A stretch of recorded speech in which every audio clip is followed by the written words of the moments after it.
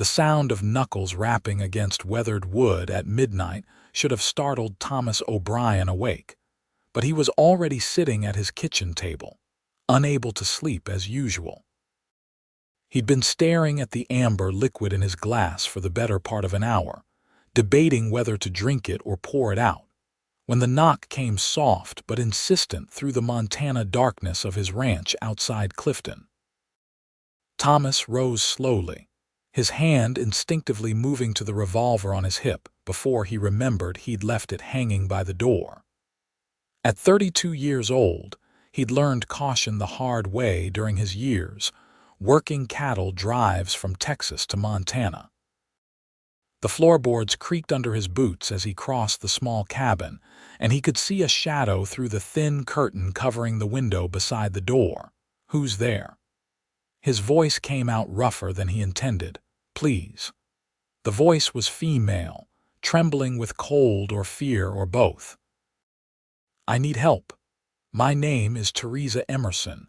I'm staying at the Patterson place down the valley. Please, sir, I wouldn't come if it wasn't desperate." Thomas pulled the door open, and the woman nearly fell forward into his arms.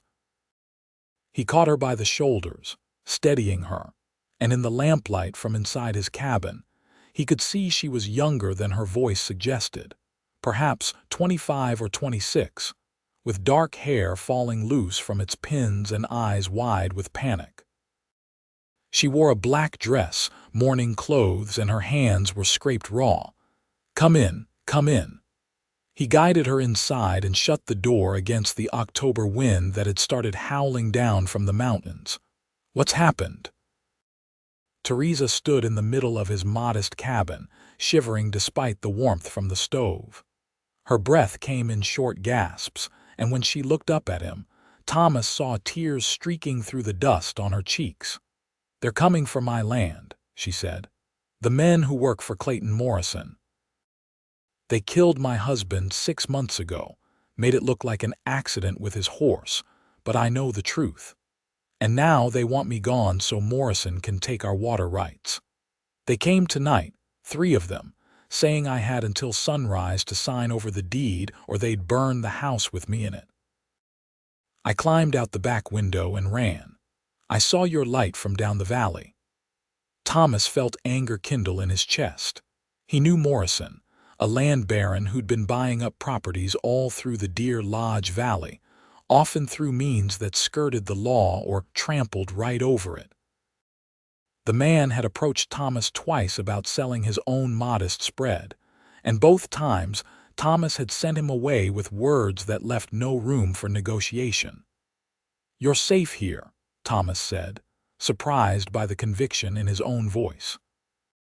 He hadn't felt protective of anyone in years, not since he'd watched his family's Texas ranch burn during a raid when he was barely 18.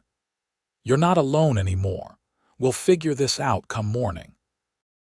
Theresa's legs seemed to give out then, and Thomas caught her again, this time guiding her to the chair by the stove. He poured her water from the pitcher on his counter, and she drank it like she'd been wandering the desert instead of running through the Montana night. "Thank you," she whispered. "I didn't know where else to go. The sheriff is in Morrison's pocket, and most folks in town are too scared to stand against him." "How much land do you have?" Thomas asked, pulling another chair close and sitting down so he could look at her properly. In the better light, he noticed details he'd missed before. Despite her distress, there was steel in her jaw, a determination in the set of her shoulders. Her hands, though scraped from her escape, were calloused from work. This was no delicate town woman, but someone who'd been working her own land. 80 acres along Silver Creek. My husband Robert and I filed our claim 4 years ago. We built everything ourselves, the house, the barn, the fences. We were going to raise horses. Her voice broke on the last word. He was so good with horses. Everyone said he could gentle the wildest Mustang. That's why I knew it was murder when they said he'd been thrown and broken his neck. Robert wouldn't have been careless. Thomas reached out and placed his hand over hers where it rested on her knee. The gesture surprised him as much as it seemed to surprise her, but he didn't pull away. "Tell me everything you know about Morrison's operation." For the next hour, Theresa laid out the whole story. Morrison had been systematically acquiring land along the creek, which provided the most reliable water source in the valley. He wanted to control it all so he could dictate terms to every rancher and farmer in the region. Robert Emerson had refused to sell, and a week later, he was dead. Theresa had tried to report her suspicions to Sheriff Dalton, but he dismissed her as a grief-stricken widow seeing conspiracies where there were none. Morrison's men are brothers, Jake and Cole Pritchard, and a man everyone calls Scar on account of the mark running down his face. They're the ones who came tonight. They seem to enjoy frightening me. Theresa's voice hardened. Jake said I was too pretty to waste on a dirt farm anyway, that Morrison might find another use for me if I was cooperative. Thomas felt his jaw tighten. They won't touch you again. I promise you that. You don't even know me, Theresa said, looking at him with confusion and something else, perhaps hope. Why would you risk trouble with Morrison for a stranger? Thomas stood and walked to the window, looking out at the darkness. I know what it's like to lose everything to men who think they can take whatever they want. I know what it's like to be alone and scared. And I know that I've been living in this cabin for 3 years, keeping to myself, not letting anyone matter because it's safer that way. But I'm tired of safe. I'm tired of empty. He turned back to her. You knocked on my door asking for help, and I'm going to give it to you. That's all there is to it. Theresa stood as well, and in 2 steps she was close enough that Thomas could smell the sage and smoke in her hair. Thank you, she said again, and this time when she looked at him, Thomas felt something shift in his chest, like a door he'd thought sealed forever had just cracked open. You should rest, he said, his voice rougher again. You can take my bed, I'll keep watch out here. I couldn't take your bed. Yes, you could and you will, it's just through that door. He pointed to the small bedroom off the main room. There are extra blankets if you need them. Theresa hesitated, then nodded. She was exhausted, Thomas could see, barely standing. But before she moved toward the bedroom, she reached up and touched his cheek, just briefly, her fingers cool against his skin. You're a good man, Thomas O'Brien. Then she was gone, the door closing softly behind her, and Thomas was left standing in his kitchen, his heart beating faster than it had in years, wondering what he'd just gotten himself into and why it felt so much like waking up after a long, dreamless sleep. He didn't try to rest. Instead, he checked his weapons, a Winchester rifle and his Colt revolver, making sure both were loaded and ready. Then he positioned himself by the front window where he could see the path leading up from the valley. If Morrison's men came looking for Theresa tonight, they'd find more than they bargained for.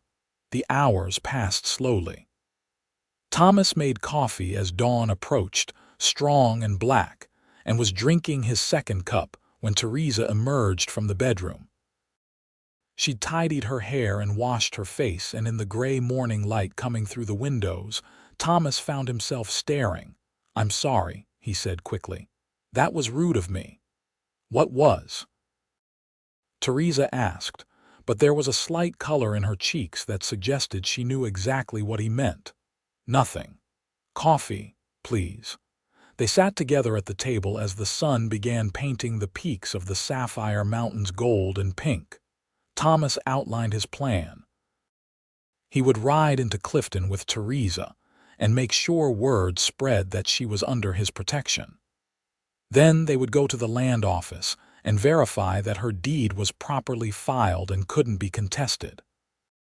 After that, they would visit the bank where Robert had taken out a loan for livestock, make sure the payments were current. Morrison's power comes from people being afraid and isolated, Thomas explained.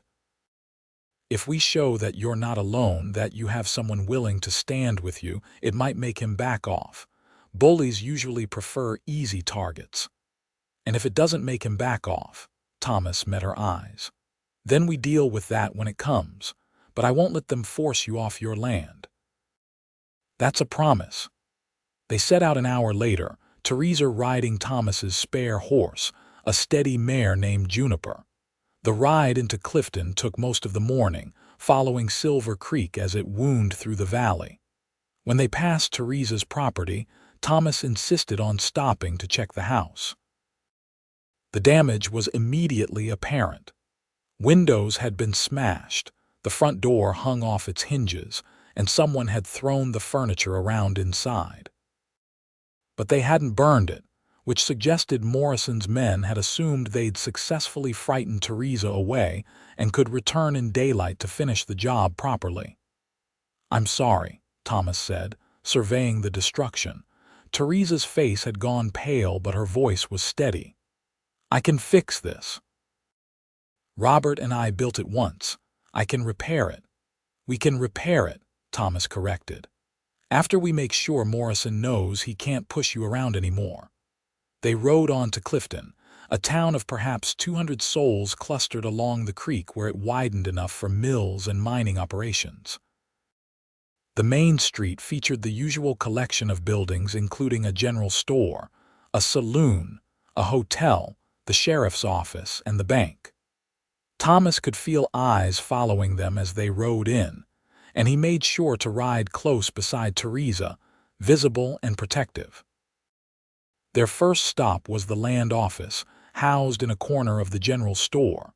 The clerk, a nervous man named Wendell Sykes, seemed surprised to see Theresa alive and accompanied. "Mrs. Emerson," he said, glancing past her as if expecting someone else. "I heard you might be leaving the valley." "You heard wrong," Theresa said firmly. "I'm here to verify my deed is properly recorded and can't be challenged." Sykes licked his lips and looked at Thomas. "And you are Thomas O'Brien. I have the property just north of the Emerson place. I'm here to make sure Mrs. Emerson's rights are protected." "Well, I'd have to check the files. That might take some time." "We'll wait," Thomas said pleasantly, but there was steel underneath. "Take all the time you need."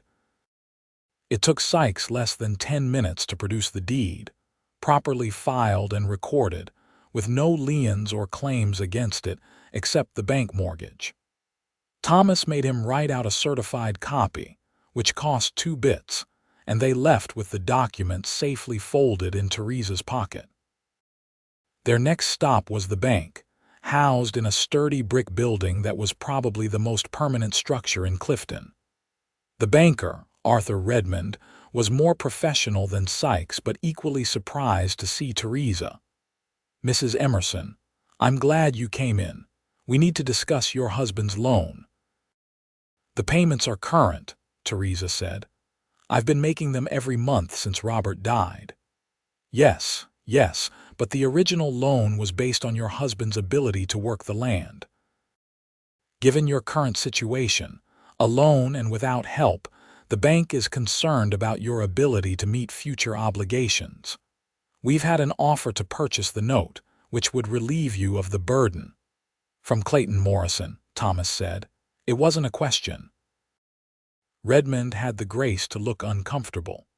"Mr. Morrison is a successful businessman and a valued customer of this bank. His offer was quite generous, more than the outstanding balance. Mrs. Emerson would walk away with a tidy sum." "Mrs. Emerson would walk away with nothing she wanted," Theresa shot back. "That land is my home. The answer is no, Mr. Redmond. I will continue making my payments, and I expect the bank to honor its original loan agreement." "But Mrs. Emerson, be reasonable." "A woman alone cannot possibly—" "She's not alone," Thomas interrupted. "I'll be helping Mrs. Emerson work her property. Between the two of us, there's more than enough labor to meet the loan requirements, unless you have some other reason to call in the note." Redmond's face reddened. No, of course not. As long as the payments are made on time, the bank has no grounds for concern. I was simply trying to present all options." The option is that the loan continues as agreed, Theresa said. Will that be all? They left the bank with another small victory, but Thomas could feel the weight of eyes watching them. Word would get back to Morrison quickly that Theresa had returned with protection. The question was what Morrison would do about it. The answer came sooner than expected. They were walking their horses toward the hotel, planning to have lunch at the restaurant attached to it, when three men stepped out of the saloon ahead of them. Thomas recognized the type immediately: hired guns and muscle, the kind of men who made their living intimidating and hurting people for whoever paid them. The tallest one, with a scar running from his left eye down to his jaw, was obviously the leader. This had to be Scar, the one Theresa had mentioned. His companions were thick-shouldered men with hard faces and hands that rested easy on their gun belts. "Well, well," Scar said, his voice carrying down the nearly empty street. Little Widow Emerson came back. "We told you to be gone by sunrise, didn't we?" Theresa's hand tightened on her horse's reins, but her voice didn't waver. "This is my home. I'm not leaving." "That's so." Scar's eyes moved to Thomas, assessing. "And who's this? You find yourself a new husband already." "That's mighty quick, even for a woman like you."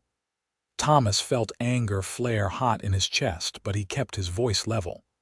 "I'm a neighbor who doesn't appreciate men who threaten women in the middle of the night. Why don't you three move along? We're just here to have lunch." One of the other men, probably Jake or Cole Pritchard, laughed. "You hear that? He wants us to move along. That's real funny, mister. You know who we work for." "I know exactly who you work for," Thomas said. "And I don't care. Mrs. Emerson's property is legally hers. Her deed is properly filed and her loan is current. There's no law that says she has to sell to anyone." "Maybe we don't care much about the law," Scar said, taking a step forward. His hand moved closer to his gun. "Maybe we care about what Mr. Morrison wants. And he wants that land. One way or another, he's going to get it." Thomas dropped his horse's reins, a deliberate gesture that left his own gun hand free. "Then Mr. Morrison is going to be disappointed. Now I'm going to ask one more time, politely. Move out of our way. We're going to have lunch, and then we're going to go about our business. You're going to go back to Morrison and tell him that Theresa Emerson isn't selling and isn't running." For a moment, the tension on the street was thick enough to cut. Thomas could see Scar calculating, trying to decide if Thomas was bluffing or if he was really willing to draw. From somewhere behind Thomas, a door opened and closed, footsteps approached. "Thomas O'Brien," a new voice said. "Haven't seen you in town for months. Everything all right here?" Thomas didn't take his eyes off Scar, but he recognized the voice. Marcus Trent ran the blacksmith shop and was one of the few men in Clifton with the size and reputation to make even Morrison's hired guns think twice. He was also someone Thomas had shared drinks with on occasion, one of the few friendly acquaintances Thomas had allowed himself since settling in Montana. "Just escorting Mrs. Emerson to lunch, Marcus. These gentlemen were just leaving." Thomas could see the moment Scar decided the odds weren't in his favor, not with witnesses and not when he wasn't sure how fast Thomas was. The hired gun stepped aside, but the look he gave Theresa promised this wasn't over. "Enjoy your lunch, Mrs. Emerson. But you might want to think about finding somewhere safer to stay. Accidents happen all the time out on isolated ranches. Be a shame if something happened to your new friend here." Then Scar and the Pritchard brothers were walking away, their boots loud on the wooden sidewalk. Thomas waited until they disappeared back into the saloon before he let out the breath he'd been holding. Marcus came up beside him, a bear of a man with arms like tree trunks and a face that had seen its share of fights. "You just made some dangerous enemies, friend." "They made themselves my enemies when they threatened Mrs. Emerson," Thomas said. He turned to Theresa, who was pale but composed. "You all right?" "I'm fine. Thank you for standing up for me, both of you," she added, looking at Marcus. "Madam," Marcus said, touching his hat brim. "If Thomas says you're worth standing up for, that's good enough for me. Morrison's been pushing people around in this valley for too long. It's about time someone pushed back." They did have lunch at the hotel restaurant, with Marcus joining them. Over plates of beef stew and fresh bread, Marcus filled in more details about Morrison's operations. The land baron owned several thousand acres already, and had his eyes on controlling all the water rights in the Deer Lodge Valley. He'd managed to buy off or intimidate most opposition, including Sheriff Dalton, who'd been elected with Morrison's backing. "There are folks who'd like to stand against him," Marcus said quietly, glancing around to make sure no one was listening too closely. "But they need someone to lead the way, someone Morrison can't easily eliminate. You two might have just started something bigger than you realize." After lunch, Thomas and Theresa spent the afternoon purchasing supplies at the general store, tools and materials Theresa would need to repair her house. Thomas insisted on paying for most of it, brushing aside her protests. "Consider it an investment," he said. "If we're going to be neighbors standing against Morrison together, you need a solid house. Besides, I'll be helping with the repairs, so I'm really just buying materials for my own labor." The way Theresa looked at him made Thomas's heart do something complicated in his chest. There was gratitude there, yes, but also something warmer, something that made him remember he was a man who'd been alone too long, and she was a woman who made him want to be less alone. They loaded the supplies onto a small wagon Thomas purchased from Marcus, who gave him a good price and a knowing look that Thomas chose to ignore. Then they headed back out of town, riding side by side with the wagon trailing behind, loaded with everything from window glass to nails to lumber. The sun was setting by the time they reached Theresa's property. In the golden light, Thomas could see what the place might become with work and care. The house, despite the damage, was well built with good bones. The barn behind it was solid, and the land itself rolled down to Silver Creek in rich, grass-covered slopes perfect for horses. "Robert chose well," Thomas said. "This is beautiful land." "It is," Theresa agreed softly. "We were going to build a life here.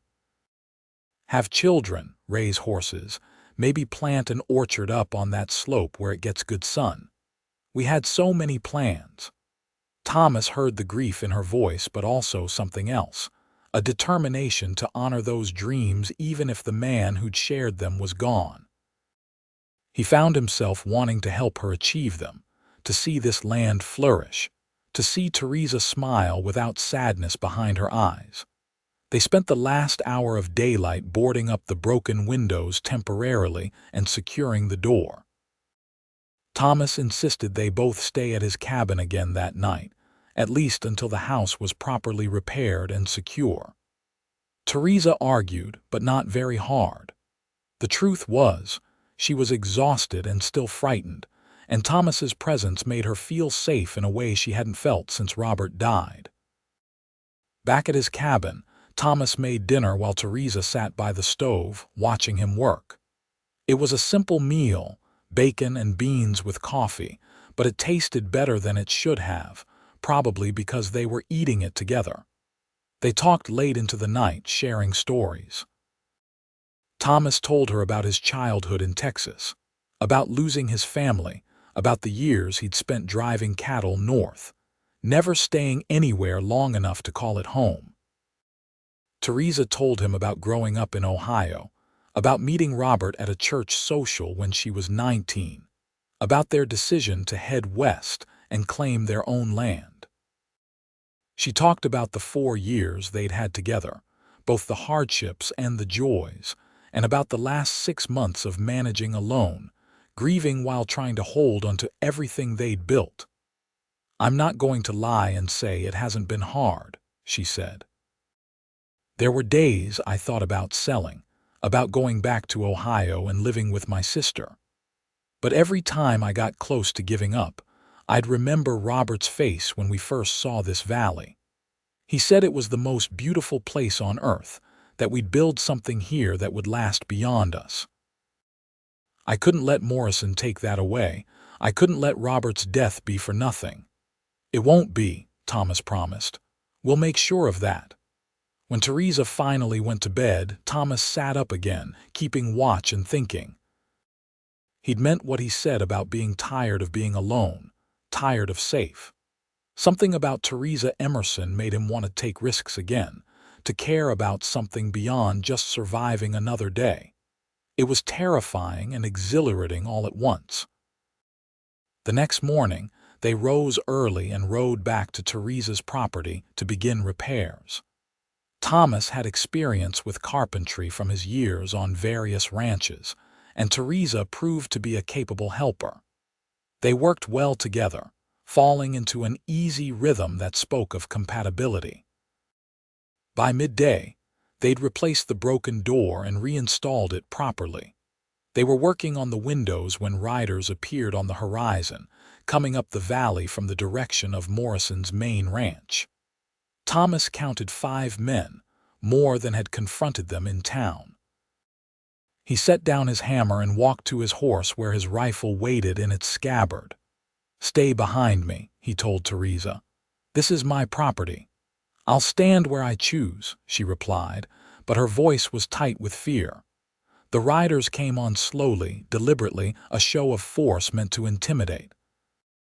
At their head rode a man Thomas had only seen a few times before, Clayton Morrison himself.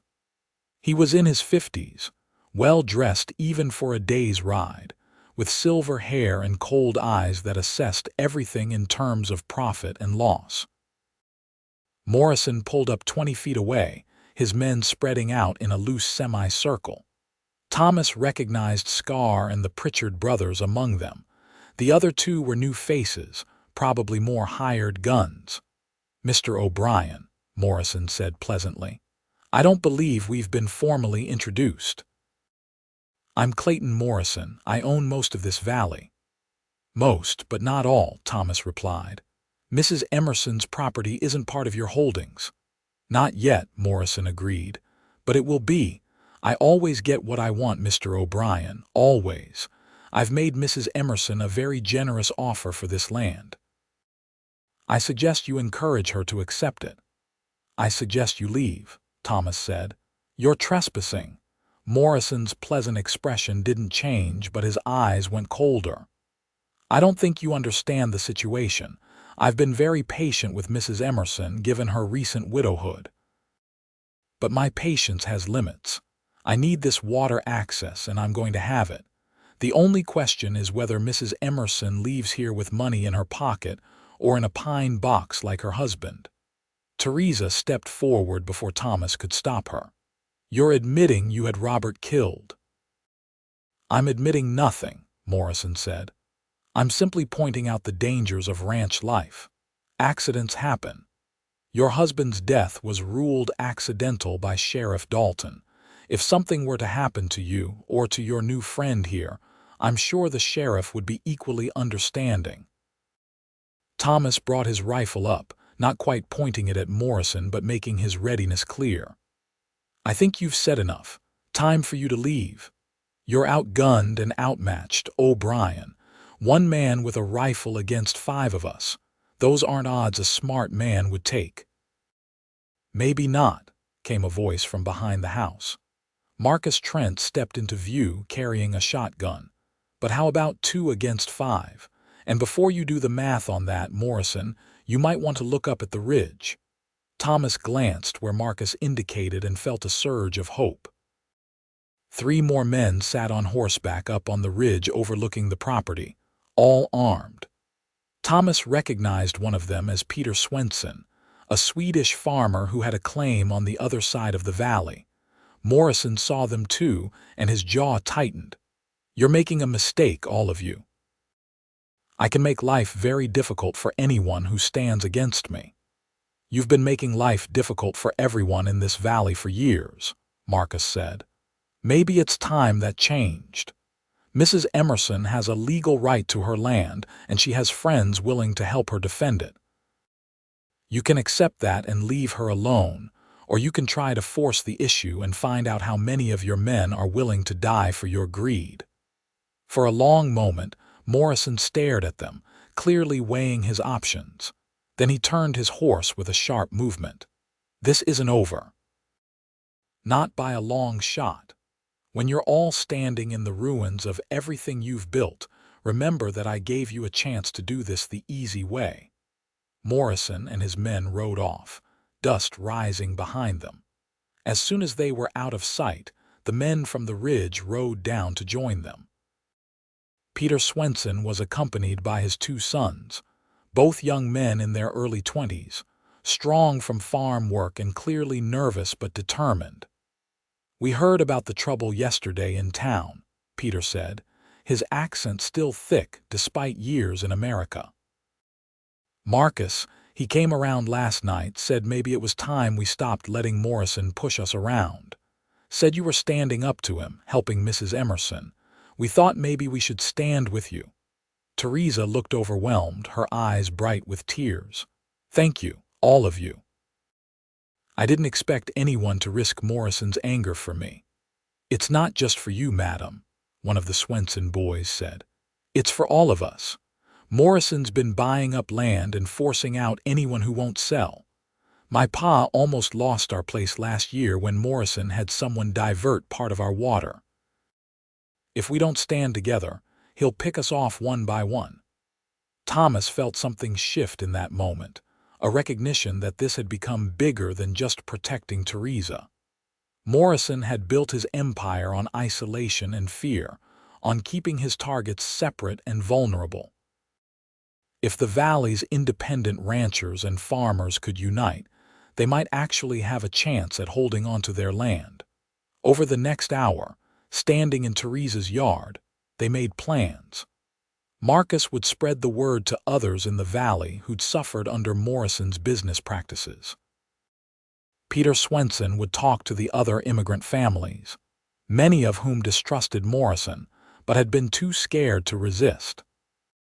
Thomas and Theresa would document everything they knew about Morrison's illegal activities and see if they could find someone in the territorial government who might actually care about justice.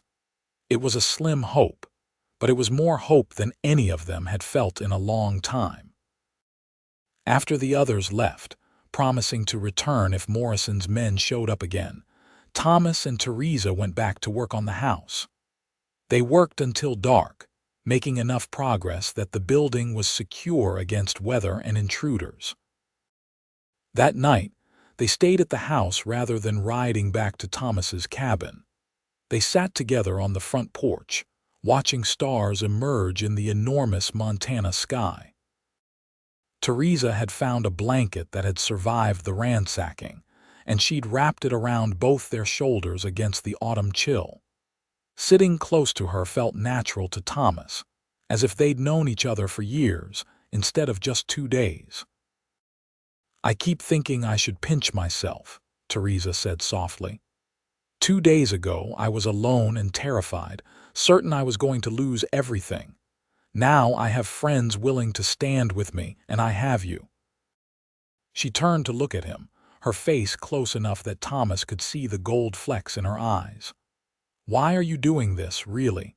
Don't say it's just about standing up to Morrison. There has to be more to it than that." Thomas considered his answer carefully. "I told myself for 3 years that I didn't need anyone, that it was better to be alone than to risk caring about someone and losing them again. But I was just existing, not living. Then you knocked on my door at midnight and something in me woke up.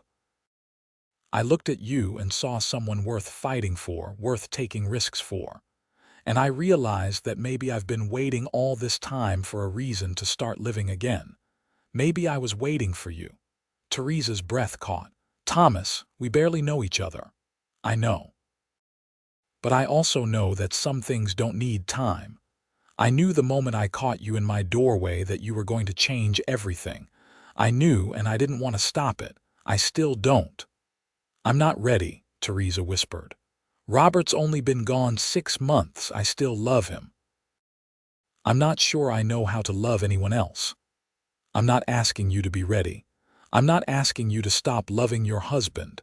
I'm just telling you the truth about how I feel so you know. Whatever happens from here, whatever we become to each other, I'm not going anywhere. You're not alone anymore, Theresa. That's not going to change."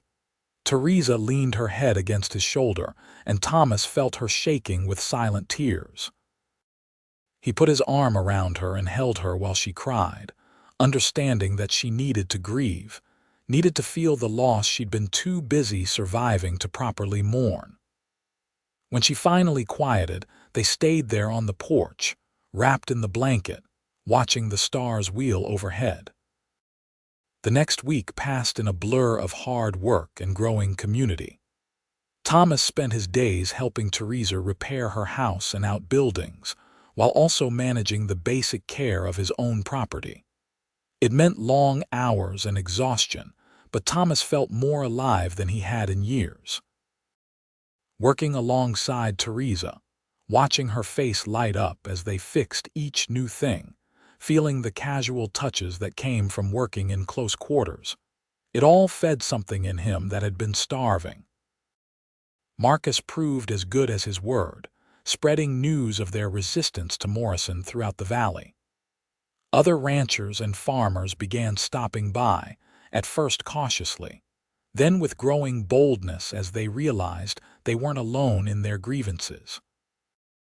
A Swedish widow named Ingrid Larsson brought food and stories of how Morrison's men had harassed her, until she agreed to sell her mineral rights for a fraction of their value. A young couple, newly arrived from Missouri, told how Morrison had tried to prevent them from filing their homestead claim. The stories painted a picture of systematic intimidation and corruption. Morrison didn't just want land. He wanted complete control of the valley, and he was willing to use any means necessary to get it. 10 days after Theresa had knocked on Thomas's door, Marcus came riding up with news. He'd found someone who might help, a territorial judge named Harold Crenshaw who was known for his integrity and his dislike of land barons who skirted the law. Crenshaw would be passing through Clifton in 3 days, on his way to hear cases in Helena. If they could present him with solid evidence of Morrison's crimes, he might be willing to act. That gave them 3 days to gather documentation and witness statements. Thomas and Theresa rode out to visit everyone who'd shared stories, carefully writing down dates, names, and details.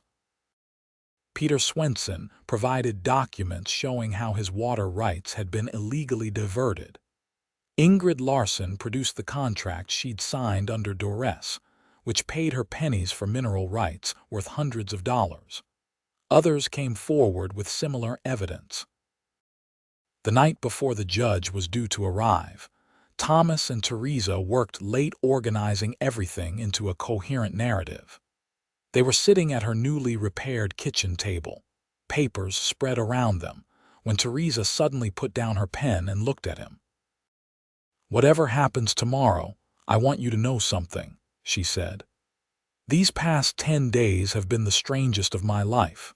I've been terrified and hopeful and exhausted and happier than I ever expected to be again, and it's because of you. You walked into my life, or I walked into yours, and everything changed. I'm not ready to name what's happening between us, but I want you to know that I feel it too." Thomas reached across the table and took her hand. "That's enough. That's more than enough." They sat there, hands joined across the scattered papers, until the lamp burned low and the moon rose high. Then Thomas kissed her forehead gently and went to sleep in the small room he'd been using while they worked on the house. But he lay awake for a long time, thinking about Theresa in the bedroom across the hall, about the life they might build together if they could survive what was coming. Judge Crenshaw arrived in Clifton the next afternoon, a distinguished man in his 60s with steel-gray hair and eyes that missed nothing. Marcus had arranged for them to meet at the hotel, away from the courthouse where Sheriff Dalton might interfere. Thomas and Theresa arrived with their documentation, along with Marcus, Peter Swenson, and Ingrid Larson, who were willing to testify. For 2 hours, they laid out Morrison's campaign of intimidation, illegal land grabs, and suspected murders. Judge Crenshaw listened carefully, occasionally asking pointed questions, his expression growing darker as the testimony continued. When they finished, he sat back in his chair and steepled his fingers. "This is very serious," he said. "If even half of what you're telling me is true, Mr. Morrison has been systematically violating territorial law and federal homesteading regulations. However, I'm not a prosecutor.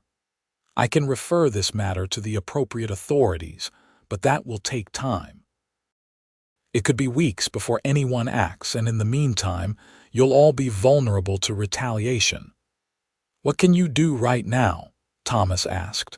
Crenshaw considered. "I can issue injunctions preventing Morrison from taking any action against the properties in question until a full investigation is completed. That would give you legal protection, at least on paper. I can also have a strongly worded conversation with Sheriff Dalton about enforcing territorial law impartially. Beyond that, my hands are somewhat tied until formal charges are filed." "Injunctions would help," Theresa said. "At least Morrison couldn't claim legal grounds for forcing us off our land." "He's not been too worried about legal grounds so far," Marcus pointed out. "No, but if a territorial judge has taken an interest, it raises the stakes considerably," Crenshaw said. "Morrison has political ambitions. He's been talking about running for the territorial legislature. A scandal involving land fraud and murder would end those ambitions quickly. He might decide the risk isn't worth the reward." Thomas wasn't so sure. In his experience, men like Morrison didn't back down easily, especially when they felt cornered. But legal protection was better than nothing, so he nodded his agreement. Judge Crenshaw promised to have the injunctions drawn up that evening and filed the next morning. He also said he would send a formal request to the territorial marshal's office for an investigation. It wasn't everything they'd hoped for, but it was a start. They were walking back to their horses, feeling cautiously optimistic, when Sheriff Dalton intercepted them on the street. He was a big man, running to fat now in his early 50s, with the look of someone who'd been bought and paid for so long he'd forgotten there was any other way to live. "Heard you folks have been talking to Judge Crenshaw," Dalton said, his voice carrying clear menace despite the pleasant expression on his face. "Hope you didn't say anything you'd regret." "We told the judge the truth," Theresa said firmly. "About Morrison's illegal activities and your failure to investigate them properly." Dalton's face reddened. "You watch your mouth, Mrs. Emerson. I've been patient with you on account of your widowhood, but that patience has limits. You keep making trouble and you might find yourself facing charges." "What charges?" Thomas asked. "The charge of defending her own property. The charge of telling a judge about crimes that have been committed." "I could think of something," Dalton said. "Maybe disturbing the peace. Maybe making false accusations against an upstanding citizen. Mr. Morrison is a respected man in this territory, and I don't take kindly to people spreading lies about him." "Then it's fortunate we weren't spreading lies," Marcus interjected. "We documented everything carefully." Judge Crenshaw seemed very interested in what we had to say. Dalton stepped closer, dropping his voice to a threatening growl. "You're all making a big mistake. Morrison takes care of his friends and destroys his enemies. When this all comes crashing down, and it will, don't say I didn't warn you." The sheriff stalked off, and Thomas watched him go with a sinking feeling. They just made their stand very public, and Morrison would know about it within the hour. Whatever retaliation was coming, it would come soon. He was right. That night, as Thomas and Theresa slept in her house, now fully repaired and secure, riders came. Thomas heard them approaching and was up with his rifle before they reached the house. He moved to the window and counted 6 mounted men carrying torches. "Theresa, wake up," he called quietly. "We have trouble." She appeared in her nightgown with a rifle of her own, Robert's Winchester that she'd retrieved from where Morrison's men had tossed it. Together, they watched the riders spread out, surrounding the house. "Come out, O'Brien," Scar's voice called from the darkness. "We're not here for the widow tonight. We're here for you. Mr. Morrison wants you to understand that interfering in his business has consequences." Thomas felt cold rage settle over him. Morrison was trying to isolate Theresa again, to eliminate her protection. Well, that wasn't going to happen. "I'm not coming out," Thomas shouted back. "You want me, you'll have to come in and get me. But you should know the house is solid, the windows are covered, and I've got enough ammunition to hold off 6 men for days. And if I hear you've hurt Mrs. Emerson or damaged her property, there's nowhere in Montana you'll be able to hide from me." There was a moment of silence, then Scar laughed. "You're trapped in there, O'Brien. We can wait. We can burn you out, or we can just kill anyone who tries to bring you supplies. You're not thinking this through." A gunshot rang out, but not from the house or from Morrison's men. Thomas looked toward the ridge and saw muzzle flashes. More shots followed, and one of Morrison's men cried out, falling from his horse. The riders scattered, confused and under fire from an unexpected direction. Within minutes, the attack dissolved into chaos. Morrison's men retreated down the valley, leaving 1 wounded man behind. As soon as they were gone, riders came down from the ridge. Thomas recognized Peter Swenson and his sons, along with 3 other men from the valley. "We've been taking turns watching," Peter explained when Thomas and Theresa came outside. "After we talked to the judge, Marcus said Morrison would probably try something. We made sure someone was always keeping an eye on both your properties." "You saved our lives," Theresa said, her voice shaking. "We saved each other," Peter corrected. "That's what neighbors do. That's what community means." "Morrison, he's been keeping us all separated, too scared to help each other. But that's done now. We stand together or we fall separately." The wounded man, one of the Pritchard brothers, confirmed what they already suspected. Morrison had ordered them to either kill Thomas or drive him away, to eliminate Theresa's protection. The land baron was getting desperate, worried about Judge Crenshaw's investigation. They took Pritchard to the doctor in Clifton, where he promptly began cooperating further, eager to save his own skin. He admitted that Morrison had ordered Robert Emerson's death, providing details that matched what Theresa had suspected. He also implicated Sheriff Dalton as an active participant in several of Morrison's illegal schemes. Judge Crenshaw, still in town, immediately expanded his investigation and sent an urgent telegraph to the territorial marshal. Within a day, the marshal himself arrived with 4 deputies. Morrison was arrested at his ranch, along with Sheriff Dalton and the remaining members of his gang. Scar managed to escape and was never seen again, but the others faced trial.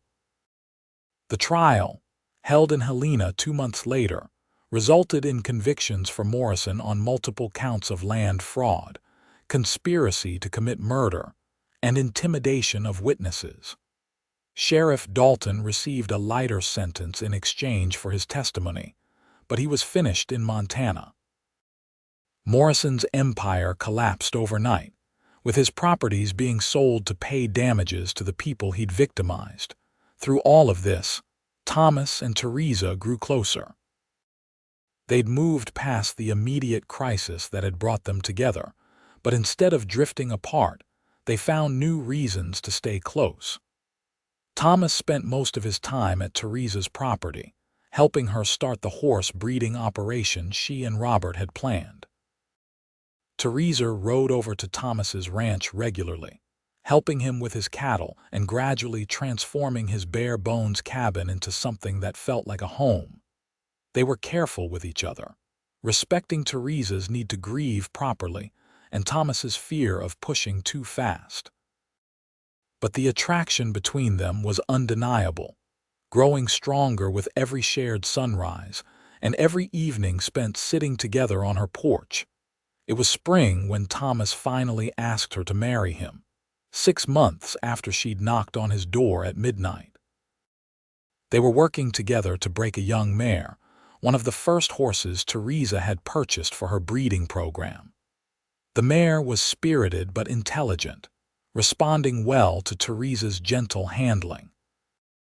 "You're good with her," Thomas observed, leaning on the corral fence and watching Theresa work. "Robert taught me," Theresa said. "He said horses respond to confidence and kindness, that you can't force them but you can invite them to trust you." "That's good wisdom for more than just horses," Thomas said.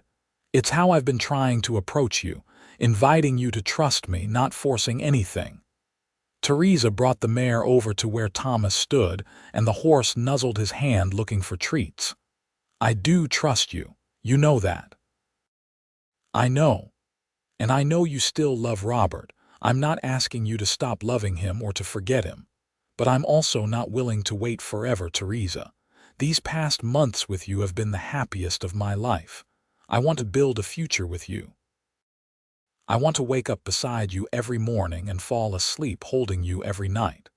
I want to help you raise horses and children and turn this beautiful land into everything you and Robert dreamed it could be. I want to be your husband, if you'll have me." Theresa's eyes filled with tears, but she was smiling. "I think Robert would have liked you. I think he'd be glad I found someone who makes me feel safe and cared for and alive. And I think he'd want me to say yes, so I'm going to say yes, Thomas. Yes, I'll marry you." Thomas vaulted the fence and pulled her into his arms, kissing her properly for the first time. The kiss was everything he'd imagined, sweet and fierce and full of promise. When they finally broke apart, both breathless, Theresa was laughing. "I was wondering if you were ever going to kiss me," she said. "I've been waiting for weeks. I wanted to ask permission first. You're a good man, Thomas O'Brien, the best man I know, and I love you. I didn't think I'd ever love anyone again, but I love you." They were married a month later in Clifton, in a simple ceremony at the little church on the edge of town.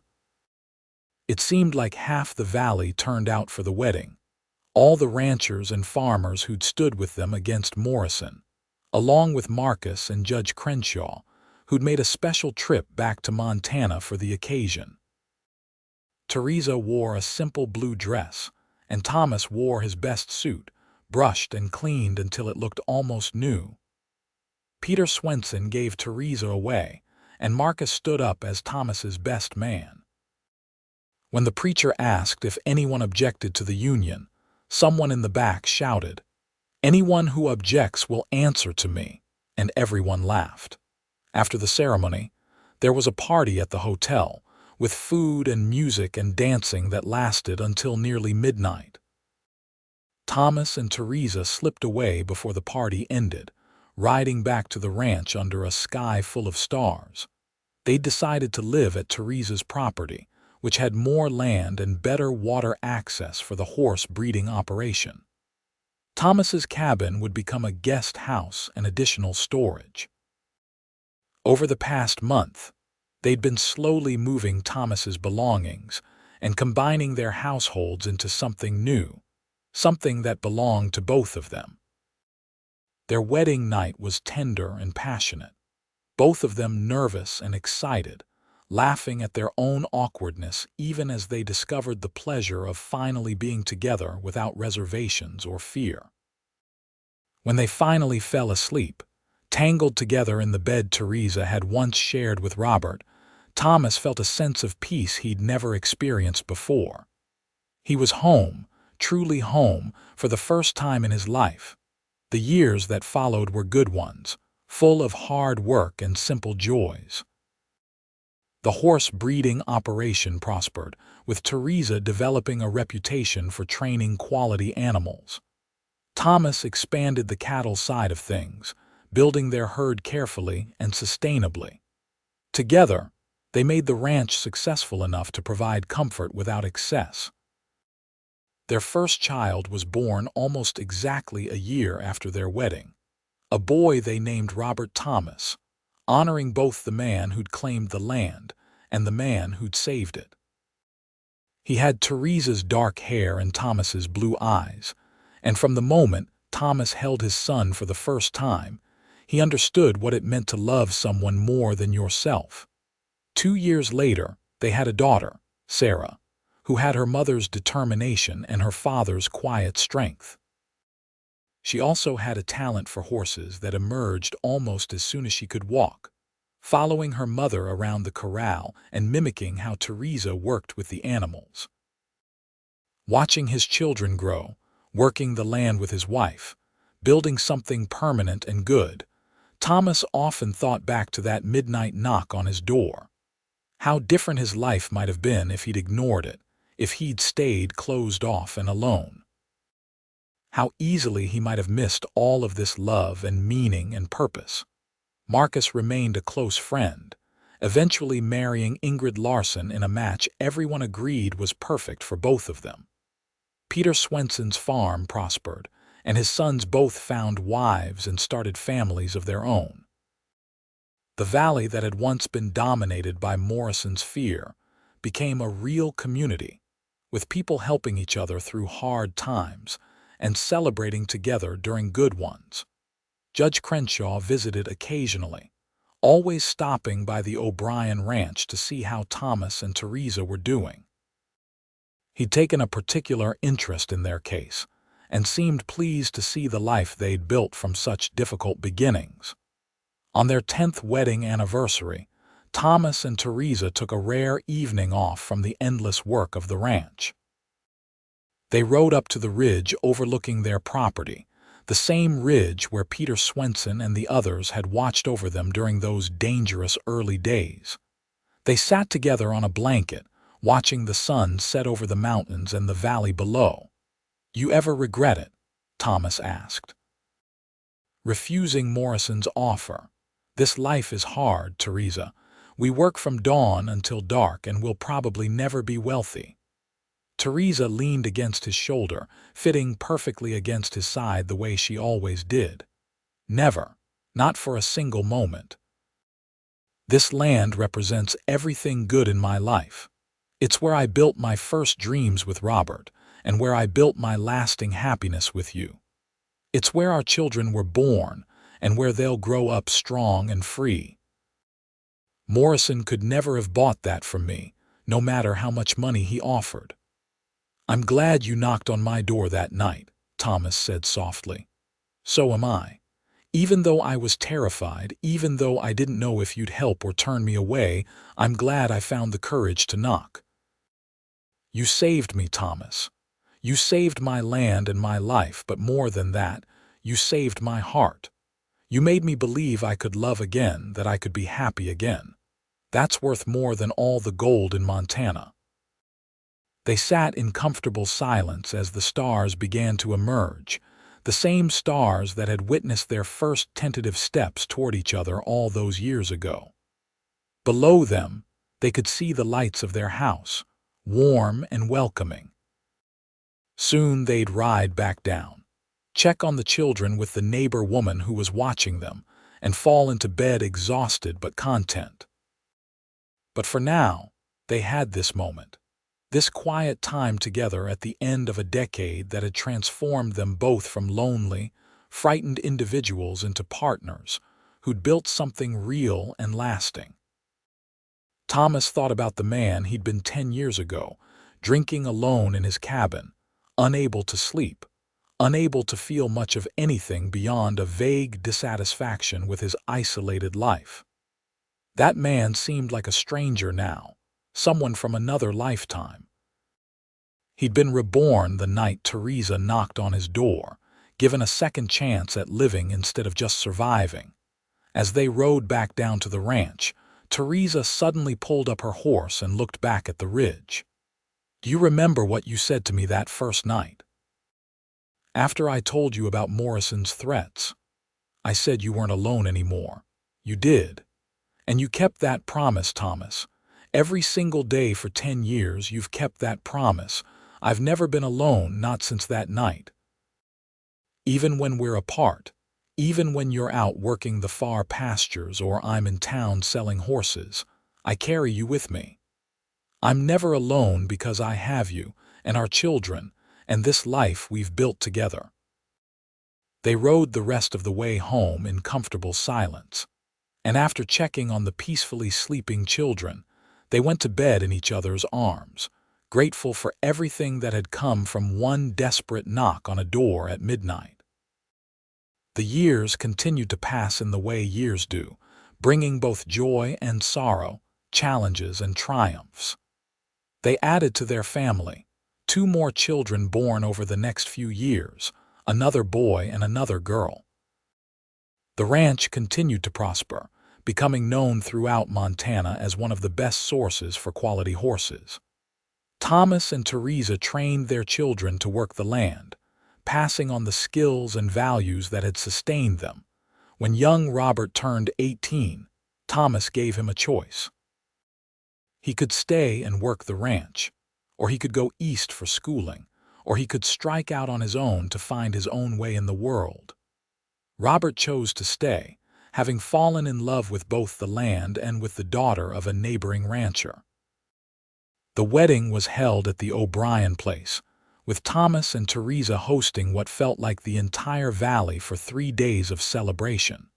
Sarah proved to have her mother's gift with horses, but also her own independent spirit. She became a renowned horse trainer in her own right, traveling throughout the territory to work with difficult animals that others had given up on. She was 19 when she met a young veterinarian from Helena who'd come to consult on a sick mare. They fell in love over their shared passion for horses and were married within the year. Through it all, Thomas and Theresa remained each other's anchor and foundation. They still took their evening rides up to the ridge when they could steal the time, still sat together on the porch watching stars, still found joy in each other's company after decades of marriage. The passion of their early days had mellowed into something deeper and more sustaining, a love that had weathered storms and celebrated victories, and grown stronger with every passing year. On their 20th wedding anniversary, Thomas gave Theresa a gift he'd been working on in secret for months. It was a painting, done by a traveling artist Thomas had commissioned, of the view from their porch at sunset. In the foreground was Theresa herself, standing by the corral with a horse nuzzling her hand, the same scene Thomas had been watching when he'd proposed all those years ago. "It's beautiful," Theresa said, tears in her eyes, "but you didn't have to do this. You've already given me everything I could ever want." "I wanted to capture that moment," Thomas explained. "The moment I asked you to marry me, because that's when my life really began, Theresa. Everything before that was just waiting." They hung the painting in the main room of the house, where it became a focal point and a conversation piece. Over the years, it came to represent not just that one moment but everything their life together meant. Visitors would look at it and comment on how it captured the spirit of the ranch and the people who'd built it. Marcus and Ingrid remained close friends until Marcus passed away suddenly in his 68th year, his great heart simply giving out after a lifetime of hard work. The funeral brought together everyone in the valley who'd known him, and Thomas spoke about how Marcus had stood with them against Morrison. how his courage and friendship had helped save not just Theresa's land, but the entire community. Peter Swenson lived to see his grandchildren take over his farm before passing peacefully in his sleep at 73. His funeral was another gathering of the community, another reminder of the bonds that had formed in those difficult days fighting Morrison's tyranny. Judge Crenshaw came to visit one last time when he was in his 80s, making a farewell tour of the places that had mattered in his long career. He spent an afternoon with Thomas and Theresa, now in their 50s, talking about how the case against Morrison had become one of the defining moments of his judicial service. "You two reminded me why I became a judge," Crenshaw told them. "To protect the vulnerable from the powerful, to ensure that justice isn't just for those who can afford it. Your courage in standing up to Morrison inspired dozens of similar cases throughout the territory. You changed Montana, whether you realize it or not." When Judge Crenshaw died the following winter, Thomas and Theresa made the trip to Helena for his funeral, feeling the weight of losing another of the people who'd shaped their lives. But life continued, as it always does. Grandchildren came, and then great-grandchildren, filling the ranch with noise and energy and joy. Thomas taught the boys to work cattle and rope, while Theresa taught the girls to handle horses and stand strong. But more importantly, they both taught all the children about courage and community, about standing up for what's right even when it's difficult, about the value of building something that lasts. On Thomas's 70th birthday, the family gathered for a celebration. All 4 of their children were there, along with their spouses and children and grandchildren. The house that Thomas and Theresa had rebuilt together after Morrison's men damaged, it was full of life and love and laughter. After dinner, young Robert, now a grandfather himself, stood up to make a toast. "To my father," he said, raising his glass, "who taught me that being a man means standing up for those who can't stand up for themselves, who showed me that real strength is protecting others, not dominating them, and who gave me the greatest gift a father can give, showing me what real love looks like by the way he treats my mother." Thomas felt his eyes sting with tears. Theresa took his hand under the table and squeezed it gently, and he knew she was feeling the same overwhelming gratitude for the life they'd built together. Later that night, after everyone had left or gone to bed in various rooms throughout the house, Thomas and Theresa walked out to the porch. They moved slower now, their joints stiff with age, but they still found their way to the spot where they'd sat so many times over the decades. 70 years old, Theresa said, shaking her head. "How did that happen?" "I still feel like the scared 26-year-old widow knocking on your door at midnight. And I still feel like the lonely cowboy who opened that door and found his whole life standing there," Thomas replied. He pulled her close, and she rested her head on his shoulder the way she'd done thousands of times before. "You ever wonder what would have happened if you hadn't helped me that night?" Theresa asked. "If you turned me away or told me to go to the sheriff?" "Never," Thomas said firmly. "Because that's not who I am. That's not who I was even then, even when I thought I wanted to be alone forever. Some part of me was always waiting for you, Theresa. I just didn't know it until you knocked on that door." They sat together in comfortable silence, watching the valley they'd protected and nurtured for so many years. The ranch would go to their children and grandchildren after they were gone, Thomas knew. The land would continue, and so would the values they'd tried to instill in their family. "I love you," Theresa said softly. "After 44 years of marriage, after all we've been through together, I love you more now than I did on our wedding day. Is that strange?" "Not strange at all," Thomas assured her. "I feel the same way. Every year together has added more depth, more meaning. We've built a whole world together, Theresa. How could I not love you more for that?" They remained on the porch until the night grew too cold even for nostalgia, then made their way to bed, holding hands in the darkness like they always did. Thomas fell asleep grateful, as he did every night, for the woman beside him and the life they'd created together. Thomas lived to see his 75th birthday before his heart gave out one spring morning while he was checking on new foals in the barn. Theresa found him there, and though her heart broke at the loss, she also felt grateful that he died doing something he loved, surrounded by the horses and the land he'd devoted his life to protecting. The funeral was the largest Clifton had ever seen, with people coming from all over Montana to pay their respects to the man who'd stood up to Clayton Morrison and helped transform the Deer Lodge Valley from a place of fear into a true community. His children and grandchildren spoke about his courage, his integrity, and his love, but it was Theresa who gave the final words, standing strong despite her grief. "Thomas O'Brien gave me everything," she said, her voice carrying clearly through the packed church. "He gave me safety when I was terrified, strength when I was weak, hope when I'd almost given up. He gave me love when I thought I'd never love again, and he gave me a family and a life beyond my wildest dreams. But most of all, he gave me himself, completely and without reservation, every day for 44 years.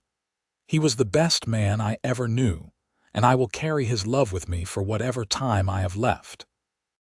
Theresa lived 3 more years after Thomas passed, years she spent ensuring their legacy would continue. She worked with their children to establish the O'Brien Foundation, which provided assistance to ranchers and farmers facing predatory land grabs, carrying on the fight Thomas had started all those years ago. She also wrote down their story, wanting future generations to understand how their family ranch had come to be and what it represented. On a warm spring evening, almost exactly 3 years after Thomas died, Theresa gathered her family around her. She was 84 years old, and she knew her time was coming. Her children and grandchildren and great-grandchildren filled the house, and she looked at each of them with love and pride. "I want you all to remember," she told them, "that this ranch, this family, everything we are, it all started with courage. It started with me finding the courage to knock on a stranger's door at midnight when I had nowhere else to turn. And it started with your father and grandfather having the courage to open that door and say, 'You're not alone anymore.' That's what I want you to carry forward. Be people who open doors for those who need help. Be people who stand up for what's right even when it's hard. Be people who love deeply and build lasting things. That's the O'Brien legacy, and it's the best legacy anyone could leave." Theresa died peacefully in her sleep that night, surrounded by family, her hand held by her eldest son Robert. They buried her beside Thomas on a hill overlooking the ranch, with a simple marker that bore both their names and the dates of their births and deaths. Below their names, at the request of all their children, was carved a simple phrase, "You're not alone anymore." The ranch continued for generations after them, always staying in the family, always worked by O'Briens who carried forward the values Thomas and Theresa had instilled. The story of how it had all begun, with a midnight knock and a cowboy's promise, became family legend, told and retold to each new generation as an example of courage and love, and the power of standing together against injustice. The painting Thomas had commissioned for their 20th anniversary remained in the house, a treasured heirloom passed down through the generations. And on the ridge overlooking the property, where Thomas and Theresa had so often gone to watch sunsets and talk about their dreams, their descendants would sometimes ride up and sit in quiet contemplation, thinking about the 2 people who'd built everything they had and the love story that had started it all. In the town of Clifton, which grew slowly over the decades but never lost its small-town character. There was eventually a historical marker placed near where Morrison's Opera House once stood before it was torn down after his conviction. The marker told the story of how the valley's ranchers and farmers had stood together against a corrupt land baron, led by a widow named Theresa Emerson and a cowboy named Thomas O'Brien. Schoolchildren would learn the story as part of local history, an example of ordinary people doing extraordinary things when they found the courage to stand together. And sometimes, on quiet Montana nights when the wind came down from the mountains and the stars filled the enormous sky, people claimed they could feel something in the valley, a sense of peace and protection, as if the spirits of all those who'd fought for the land were still watching over it. Whether that was true or just imagination didn't really matter. What mattered was that the land endured, the families prospered, and the legacy of courage and love that Thomas and Theresa had created lived on in the hearts and lives of everyone they'd touched. Their story had started with fear and desperation, with a widow running through the darkness and a lonely cowboy unable to sleep. But it had become something beautiful and lasting, a testament to the power of opening your door and your heart to someone in need, and to the transformative magic that can happen when someone says the simple words, "You're not alone anymore."